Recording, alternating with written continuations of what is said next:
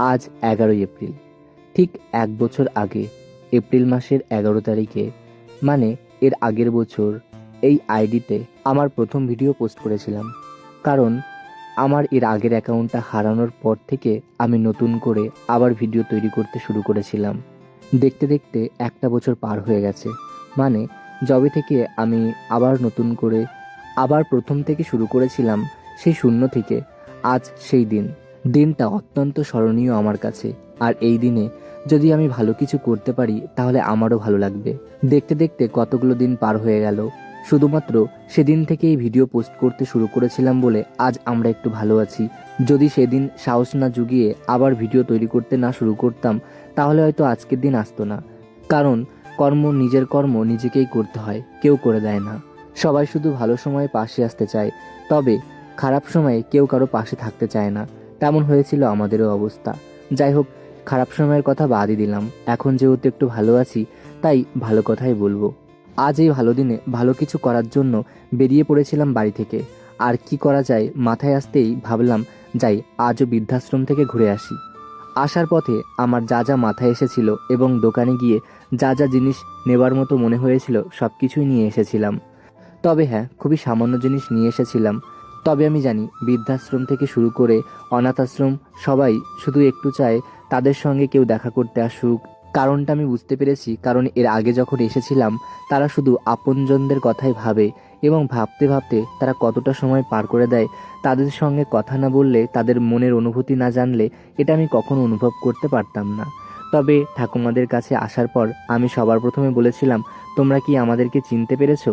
এই ঠাকুমাটা দৌড়ে এসে বলেছিল, হ্যাঁ হ্যাঁ, কেন চিনবো না। অনেকদিন পরে তোমার সঙ্গে দেখা। হ্যাঁ, সত্যি। তাদের কাছে যে কত জমানো কথা থাকে তাদের কাছে না গিয়ে কখনো বোঝা যায় না। যেমন আমি এই ঠাকুমাদের সঙ্গে যখন কথা বলতে শুরু করি তখন তাদের মনের কত অনুভূতি, কত জমানো কথা মনে হয় কাউকে শোনাতে চায়, কিন্তু কখনোই কাউকে বলতে পারে না, এমন মনে হয়। তবে তাদের সঙ্গে যখন অল্প অল্প কথা বলতে এবং গল্পের ছলে কথা বলতে যাই তখন তাদের মনের সমস্ত কথা বেরিয়ে আসে, আর শুনতেও ভালো লাগে।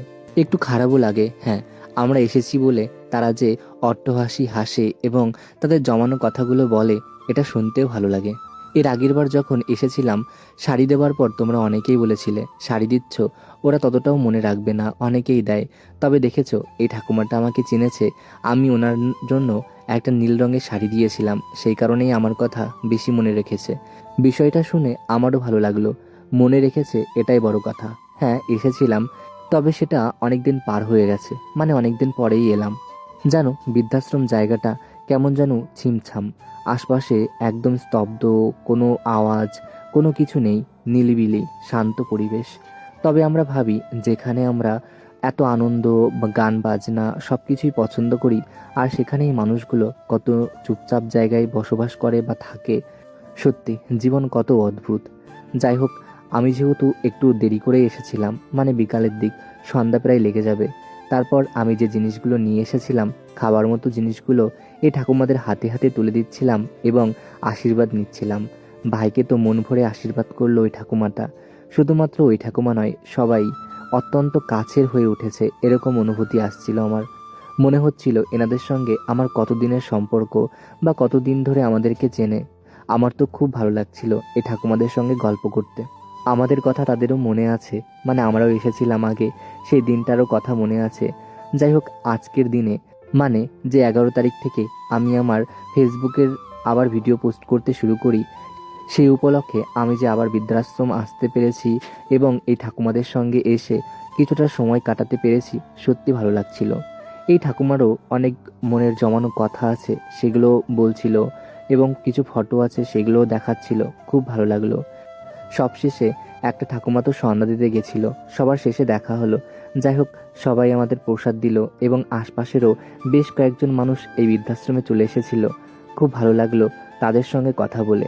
সবশেষে আমরা যে খাবারগুলো এমনি রান্না করে খাওয়ার মতো নিয়ে গেছিলাম, চাল ডাল সমেত যে জিনিসগুলো, সেই জিনিসগুলো আমরা অন্য একটা ঘরে রেখে দিলাম। স্মরণীয় একটা দিন যদি এমন বৃদ্ধাশ্রম বা অনাথ আশ্রমে কাটানো যায়, দিনটা আরও অনেক ভালো হয়ে ওঠে। যাই হোক, আমাদের দিনটাও আজ বেশ স্মরণীয় হয়ে উঠেছে।